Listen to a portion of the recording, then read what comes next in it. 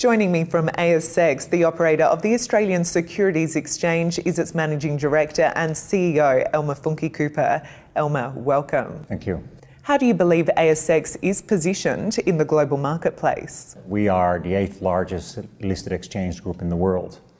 So we rank up there with some of the best and largest in the world. And that's a function of the Australian marketplace, which is a very attractive place, as well as our business model. We are a fully integrated exchange doing everything that an exchange can do for listed companies and investors. ASX has just released its fiscal 2014 financial year results. What were the highlights? We had a very positive result last year. Revenues up 6.6%, earnings up 10%.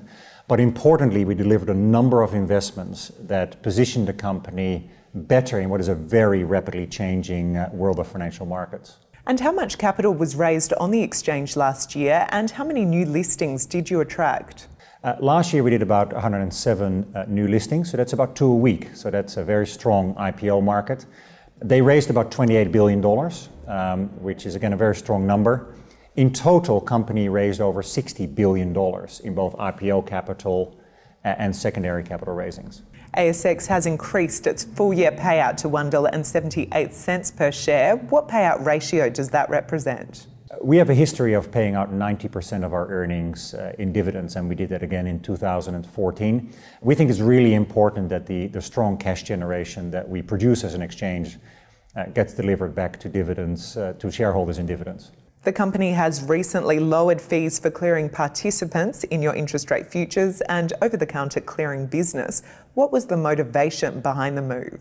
We lowered our fees in our derivatives business. That's about a third of the company. And the reason we did it is after 10 years of very strong growth, we felt it was important to give something back to our clients and also to put in place a fee structure that incentivizes them to grow the business even further. And we hope that we've achieved both of those.